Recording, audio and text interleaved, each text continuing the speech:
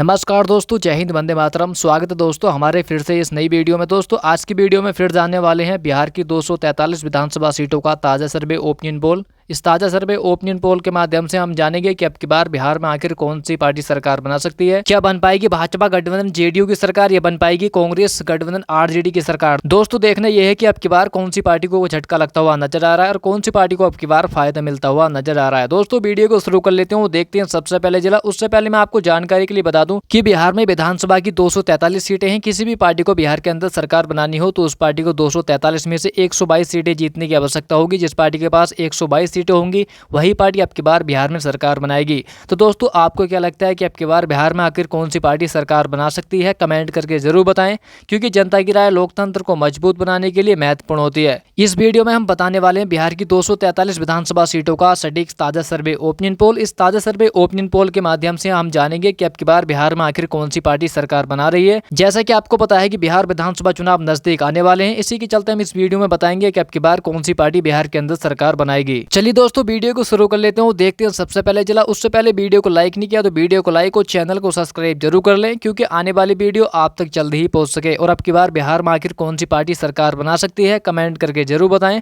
क्योंकि जनता की राय लोकतंत्र को मजबूत बनाने के लिए महत्वपूर्ण होती है। चलिए दोस्तों बात करते हैं पटना जिले की। तो पटना जिले में विधानसभा की कुल 14 सीटें हैं, जिसमें से आप देख सकते हैं यहाँ पर एनडीए गठबंधन जेडीयू के खाते में यहाँ पर 8 विधानसभा सीट यहाँ पर जाती हुई नजर आ रही है, जबकि कांग्रेस गठबंधन आरजेडी के खाते में 5 विधानसभा सीट यहाँ पर जाती हुई नजर आ रही है। और जन स्वराज के खाते में कोई सीट नहीं और अन्य दल के खाते में 1 विधानसभा सीट यहाँ पर जाने का अनुमान है। यानी कि हम कह सकते हैं यहाँ पर एनडीए गठबंधन को यहाँ पर काफी फायदा मिलता हुआ नजर आ रहा है, और इसी के साथ साथ कांग्रेस गठबंधन को यहाँ पर काफी नुकसान का सामना देखना पड़ सकता है। दोस्तों इसी के साथ हम बात करते हैं औरंगाबाद जिले की। तो औरंगाबाद जिले में विधानसभा की कुल 6 सीटें हैं, जिसमें से आप देख सकते हैं यहाँ पर भाजपा गठबंधन जेडीयू के खाते में 4 विधानसभा सीट यहाँ पर जाती हुई नजर आ रही है, और कांग्रेस गठबंधन आरजेडी के खाते में 2 विधानसभा सीट यहाँ पर जाती हुई नजर आ रही है, और जन स्वराज के खाते में कोई सीट नहीं और अन्य दल के खाते में कोई सीट नहीं। दोस्तों इसी के साथ हम बात करते हैं दरभंगा जिले की। तो दरभंगा जिले में विधानसभा की कुल 10 सीटें हैं, जिसमें से आप देख सकते हैं यहाँ पर एनडीए गठबंधन जेडीयू के खाते में 5 विधानसभा सीट यहाँ पर जाती हुई नजर आ रही है, और कांग्रेस गठबंधन आरजेडी के खाते में 4 विधानसभा सीट यहाँ पर जाती हुई नजर आ रही है,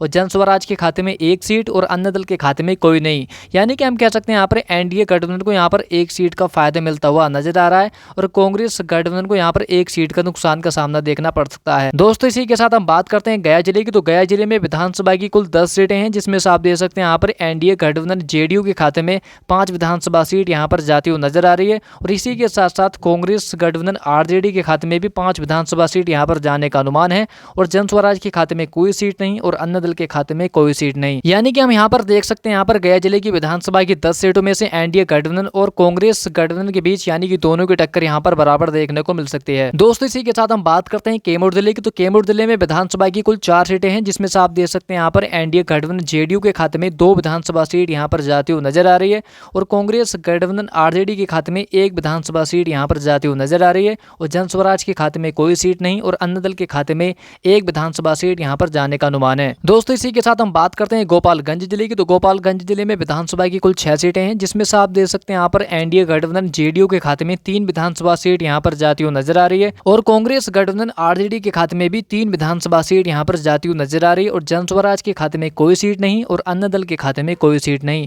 यानी कि हम इसमें भी देख सकते हैं यहाँ पर गोपालगंज जिले की विधानसभा की 6 सीटों में से यहाँ पर एनडीए अर्थात बीजेपी और कांग्रेस गठबंधन के बीच यानी कि दोनों की टक्कर यहाँ पर बराबर देखने को मिल सकती है। दोस्तों इसी के साथ हम बात करते हैं भोजपुर जिले की। तो भोजपुर जिले में विधानसभा की कुल 7 सीटें हैं, जिसमें से आप देख सकते हैं यहाँ पर एनडीए गठबंधन जेडीयू के खाते में 2 विधानसभा सीट यहाँ पर जाती हुई नजर आ रही है, और कांग्रेस गठबंधन आरजेडी के खाते में 4 विधानसभा सीट यहाँ पर जाती हुई नजर आ रही है, और जन स्वराज के खाते में 1 विधानसभा सीट यहाँ पर जाने का अनुमान है, और अन्य दल के खाते में कोई सीट नहीं। यानी कि हम कह सकते हैं यहाँ पर भोजपुर जिले की विधानसभा की 7 सीटों में से एनडीए अर्थात बीजेपी को यहाँ पर 2 सीटों का नुकसान का सामना देखना पड़ सकता है, और कांग्रेस गठबंधन को यहाँ पर 2 सीटों का फायदा मिलता हुआ नजर आ रहा है। दोस्तों इसी के साथ हम बात करते हैं खगड़िया जिले की। तो खगड़िया जिले में विधानसभा की कुल 4 सीटें हैं, जिसमें से आप देख सकते हैं यहाँ पर एनडीए गठबंधन के खाते में 2 विधानसभा सीट यहाँ पर जाती हुई नजर आ रही है, और कांग्रेस गठबंधन आरजेडी के खाते में 2 विधानसभा सीट यहाँ पर जाने का अनुमान है, और जन स्वराज के खाते में कोई सीट नहीं और अन्य दल के खाते में यहाँ पर कोई सीट नहीं। इसमें भी हम देख सकते हैं यहाँ पर खगड़िया जिले की विधानसभा की 4 सीटों में से यहाँ पर एनडीए अर्थात बीजेपी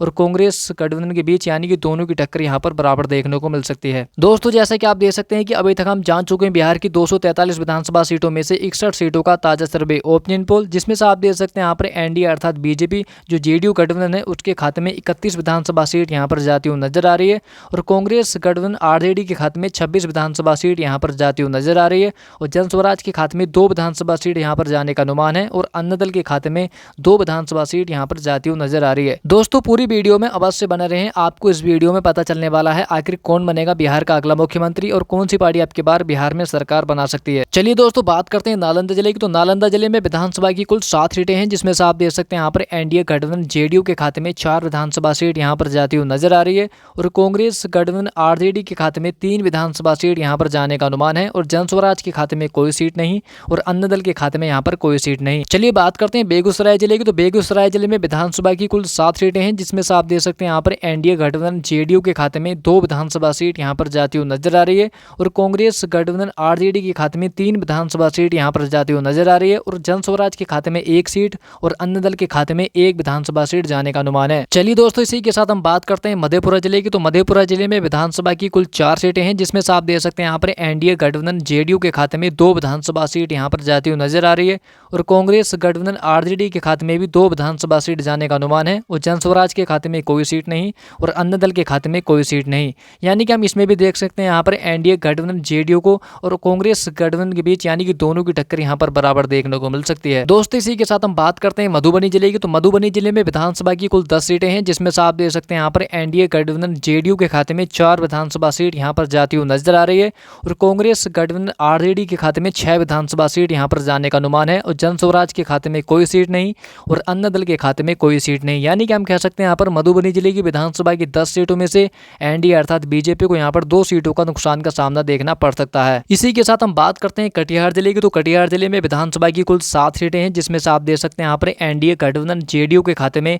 3 विधानसभा सीट यहाँ पर जाती हुई नजर आ रही है, जबकि कांग्रेस गठबंधन आरजेडी के खाते में 3 विधानसभा सीट यहाँ पर भी जाने का अनुमान है और जन स्वराज के खाते में 1 विधानसभा सीट यहाँ पर जाती हुई नजर आ रही है और अन्य दल के खाते में कोई सीट नहीं। इसमें भी हम देख सकते हैं यहाँ पर कटिहार जिले की विधानसभा की 7 सीटों में से एनडीए अर्थात बीजेपी और कांग्रेस गठबंधन के बीच यानी कि दोनों की टक्कर यहाँ पर बराबर देखने को मिल सकती है। चलिए बात करते हैं सिवान जिले की। तो सिवान जिले में विधानसभा की कुल 8 सीटें हैं, जिसमें से आप देख सकते हैं यहाँ पर एनडीए गठबंधन जेडीयू के खाते में 3 विधानसभा सीट यहाँ पर जाती हुई नजर आ रही है और कांग्रेस गठबंधन आरजेडी के खाते में 5 विधानसभा सीट जाने का अनुमान है और जन स्वराज के खाते में कोई सीट नहीं और अन्य दल के खाते में कोई सीट नहीं। इसी के साथ हम बात करते हैं सीतामढ़ी जिले की। तो सीतामढ़ी जिले में विधानसभा की कुल 8 सीटें हैं, जिसमें से आप देख सकते हैं यहाँ पर एनडीए गठबंधन जेडीयू के खाते में 4 विधानसभा सीट यहाँ पर जाती हुई नजर आ रही है और कांग्रेस गठबंधन आरजेडी के खाते में भी 4 विधानसभा सीट जाने का अनुमान है और अन्य दल के खाते में कोई सीट नहीं और जन स्वराज का खाता यहाँ पर भी खुलने की कोई संभावना नहीं दिख रही है। इसी के साथ हम बात करते हैं सहरसा जिले की। तो सहरसा जिले में विधानसभा की कुल 4 सीटें हैं, जिसमें से आप देख सकते हैं यहाँ पर एनडीए गठबंधन जेडीयू के खाते में 2 विधानसभा सीट यहाँ पर जाती हुई नजर आ रही है और इसी के साथ साथ कांग्रेस गठबंधन आरजेडी के खाते में भी 2 विधानसभा सीट जाने का अनुमान है और जन स्वराज के खाते में कोई सीट नहीं और अन्य दल के खाते में भी यहाँ पर कोई सीट नहीं। इसमें भी हम देख सकते हैं यहाँ पर सिरसा जिले की विधानसभा की 4 सीटों में से यहाँ पर दोनों की टक्कर यहाँ पर बराबर देखने को मिल सकती है। इसी के साथ हम बात करते हैं वैशाली जिले की। तो वैशाली जिले में विधानसभा की कुल 8 सीटें हैं, जिसमें से आप देख सकते हैं यहाँ पर एनडीए गठबंधन जेडीयू के खाते में 3 विधानसभा सीट यहाँ पर जाती हुई नजर आ रही है और कांग्रेस गठबंधन आरजेडी के खाते में 4 विधानसभा सीट यहाँ पर जाती हुई नजर आ रही है और जन स्वराज के खाते में 1 विधानसभा सीट यहाँ पर जाने का अनुमान है और अन्य दल के खाते में कोई सीट नहीं। इसी के साथ हम बात करते हैं नवादा जिले की। तो नवादा जिले में विधानसभा की कुल 5 सीटें हैं, जिसमें से आप देख सकते हैं यहाँ पर एनडीए गठबंधन जेडीयू के खाते में 2 विधानसभा सीट यहाँ पर जाती हुई नजर आ रही है और कांग्रेस गठबंधन आरजेडी के खाते में भी 2 विधानसभा सीट यहाँ पर जाने का अनुमान है और जन स्वराज के खाते में कोई सीट नहीं और अन्य दल के खाते में 1 विधानसभा सीट यहाँ पर जाती हुई नजर आ रही है। इसमें भी आप देख सकते हैं यहाँ पर नवादा जिले की विधानसभा की 5 सीटों में से यहाँ पर दोनों की टक्कर यहाँ पर बराबर देखने को मिल सकती है। दोस्तों इसी के साथ हम बात करते हैं जहानाबाद जिले की। तो जहानाबाद जिले में विधानसभा की कुल 3 सीटें हैं, जिसमें से आप देख सकते हैं यहाँ पर एनडीए गठबंधन जेडीयू के खाते में 2 विधानसभा सीट यहाँ पर जाती हुई नजर आ रही है और कांग्रेस गठबंधन आरजेडी के खाते में 1 विधानसभा सीट यहाँ पर भी जाती हुई नजर आ रही है और जन स्वराज के खाते में कोई सीट नहीं और अन्य दल के खाते में यहाँ पर भी कोई सीट नहीं। चलिए बात करते हैं जमुई जिले की। तो जमुई जिले में विधानसभा की कुल 4 सीटें हैं, जिसमें से आप देख सकते हैं यहाँ पर एनडीए गठबंधन जेडीयू के खाते में 1 विधानसभा सीट यहाँ पर जाती हुई नजर आ रही है और कांग्रेस गठबंधन आरजेडी के खाते में 2 विधानसभा सीट यहाँ पर जाती हुई नजर आ रही है और जन स्वराज के खाते में कोई सीट नहीं और अन्य दल के खाते में 1 विधानसभा सीट यहाँ पर जाने का अनुमान है। इसी के साथ हम बात करते हैं भागलपुर जिले की। तो भागलपुर जिले में विधानसभा की कुल 7 सीटें हैं, जिसमें से आप देख सकते हैं यहाँ पर एनडीए गठबंधन जेडीयू के खाते में 3 विधानसभा सीट यहाँ पर जाती हुई नजर आ रही है और इसी के साथ साथ कांग्रेस गठबंधन आरजेडी के खाते में भी 3 विधानसभा सीट यहाँ पर जाती हुई नजर आ रही है और जन स्वराज के खाते में 1 विधानसभा सीट यहाँ पर जाने का अनुमान है और अन्य दल के खाते में कोई सीट नहीं। दोस्तों बात करते हैं समस्तीपुर जिले की। तो समस्तीपुर जिले में विधानसभा की कुल 10 सीटें हैं, जिसमें से आप देख सकते हैं यहाँ पर एनडीए गठबंधन जेडीयू के खाते में 4 विधानसभा सीट यहाँ पर जाती हुई नजर आ रही है और कांग्रेस गठबंधन आरजेडी के खाते में 5 विधानसभा सीट यहाँ पर जाने का अनुमान है और जन स्वराज के खाते में कोई सीट नहीं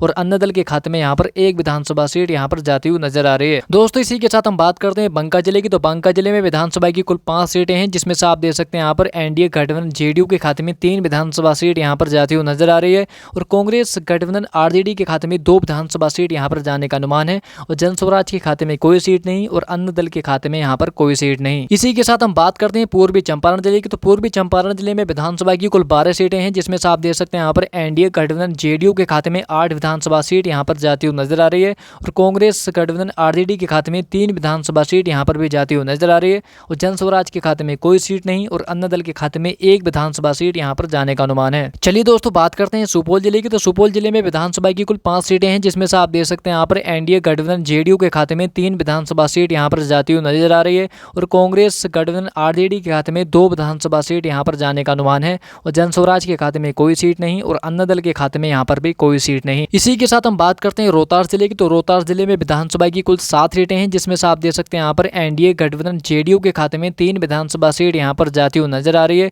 और कांग्रेस गठबंधन आरजेडी के खाते में भी 3 विधानसभा सीट यहाँ पर जाने का अनुमान है और जन स्वराज के खाते में 1 विधानसभा सीट यहाँ पर जाती हुई नजर आ रही है और अन्य दल के खाते में कोई सीट नहीं। दोस्तों इसी के साथ हम बात करते हैं औरैया जिले की। तो औरैया जिले में विधानसभा की कुल 6 सीटें हैं, जिसमें से आप देख सकते हैं यहाँ पर एनडीए गठबंधन जेडीयू के खाते में 4 विधानसभा सीट यहाँ पर जाती हुई नजर आ रही है और कांग्रेस गठबंधन आरजेडी के खाते में 2 विधानसभा सीट यहाँ पर जाती हुई नजर आ रही है और जन स्वराज के खाते में यहाँ पर कोई सीट नहीं और अन्य दल के खाते में यहाँ पर भी कोई सीट नहीं। दोस्तों चलिए बात करते हैं किशनगंज जिले की। तो किशनगंज जिले में विधानसभा की कुल 4 सीटें हैं, जिसमें से आप देख सकते हैं यहाँ पर एनडीए गठबंधन जेडीयू के खाते में 1 विधानसभा सीट यहाँ पर जाती हुई नजर आ रही है और कांग्रेस गठबंधन आरजेडी के खाते में 2 विधानसभा सीट यहाँ पर जाने का अनुमान है और जन स्वराज के खाते में कोई सीट नहीं और अन्य दल के खाते में भी यहाँ पर 1 विधानसभा सीट जाती हुई नजर आ रही है। दोस्तों इसी के साथ हम बात करते हैं अरवल जिले की। तो अरवल जिले में विधानसभा की कुल 2 सीटें हैं, जिसमें से आप देख सकते हैं यहाँ पर एनडीए गठबंधन जेडीयू के खाते में 1 विधानसभा सीट यहाँ पर जाती हुई नजर आ रही है और इसी के साथ साथ कांग्रेस गठबंधन आरजेडी के खाते में भी 1 विधानसभा सीट यहाँ पर भी जाने का अनुमान है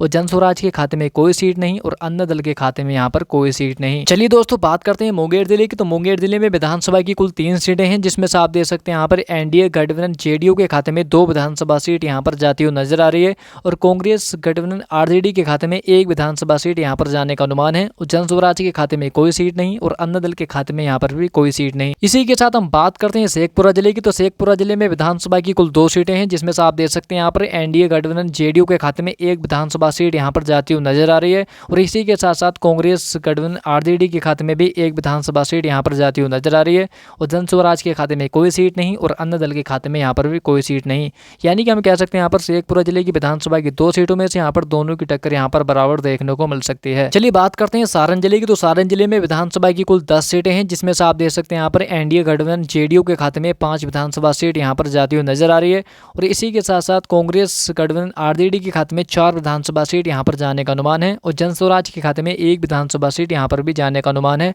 और अन्य दल के खाते में कोई सीट नहीं। चलिए दोस्तों बात करते हैं मुजफ्फरपुर जिले की। तो मुजफ्फरपुर जिले में विधानसभा की कुल 11 सीटें हैं, जिसमें से आप देख सकते हैं यहाँ पर एनडीए गठबंधन जेडीयू के खाते में 8 विधानसभा सीट यहाँ पर जाती हुई नजर आ रही है और कांग्रेस गठबंधन आरजेडी के खाते में 1 विधानसभा सीट जाती हुई नजर आ रही है और जन स्वराज के खाते में भी 1 विधानसभा सीट यहाँ पर जाती हुई नजर आ रही है और अन्य दल के खाते में 1 विधानसभा सीट यहाँ पर भी जाने का अनुमान है। इसी के साथ हम बात करते हैं पूर्णिया जिले की। तो पूर्णिया जिले में विधानसभा की कुल 7 सीटें हैं, जिसमें से आप देख सकते हैं यहाँ पर एनडीए गठबंधन जेडीयू के खाते में 4 विधानसभा सीट यहाँ पर जाती हुई नजर आ रही है और कांग्रेस गठबंधन आरजेडी के खाते में 1 विधानसभा सीट यहाँ पर भी जाती हुई नजर आ रही है और जन स्वराज के खाते में 1 सीट और अन्य दल के खाते में भी 1 सीट जाती हुई नजर आ रही है। चलिए दोस्तों बात करते हैं बक्सर जिले की। तो बक्सर जिले में विधानसभा की कुल 4 सीटें हैं, जिसमें से आप देख सकते हैं यहाँ पर एनडीए गठबंधन जेडीयू के खाते में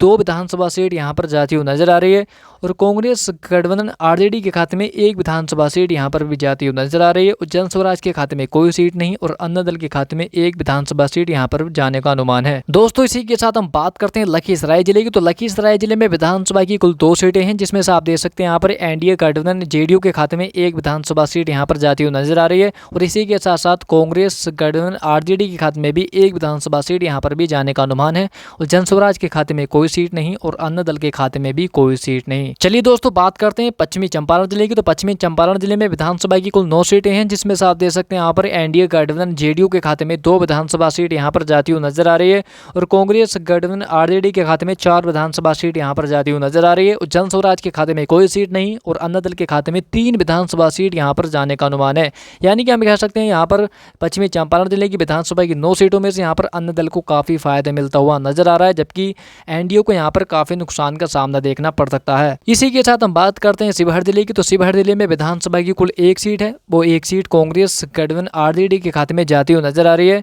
शिवहर जिले की विधानसभा की 1 सीटों में से एनडीए गठबंधन जेडीयू को यहाँ पर काफी नुकसान का सामना देखना पड़ सकता है। दोस्तों जैसे कि आप देख सकते हैं कि हम जान चुके हैं बिहार की 243 विधानसभा सीटों का ताजा सर्वे ओपिनियन पोल, जिसमें से आप देख सकते हैं यहाँ पर एनडीए गठबंधन जेडीयू के खाते में 118 विधानसभा सीट जाती हुई नजर आ रही है और कांग्रेस गठबंधन आरजेडी के खाते में 101 विधानसभा सीट जाती हुई नजर आ रही है। जन स्वराज के खाते में 10 विधानसभा सीट यहाँ पर जाने का अनुमान है और अन्ना दल के खाते में 14 विधानसभा सीट जाती हुई नजर आ रही है। दोस्तों मैंने आपको पहले ही बता दिया था कि बिहार के अंदर विधानसभा की 243 सीटें हैं। किसी भी पार्टी को बिहार के अंदर सरकार बनानी हो तो उस पार्टी को 243 में से 122 सीटें जीतने की आवश्यकता होगी। जिस पार्टी के पास 122 सीटें होंगी वही पार्टी अब की बार बिहार में सरकार बनाएगी। तो दोस्तों आपको क्या लगता है कि अब की बार बिहार में कौन सी पार्टी सरकार बना सकती है? कमेंट करके जरूर बताएं, क्योंकि जनता की राय लोकतंत्र को मजबूत बनाने के लिए महत्वपूर्ण होती है। दोस्तों वीडियो पसंद आई तो वीडियो को लाइक और चैनल को सब्सक्राइब जरूर कर लें, क्योंकि आने वाली वीडियो आप तक जल्दी ही पहुंच सके। धन्यवाद।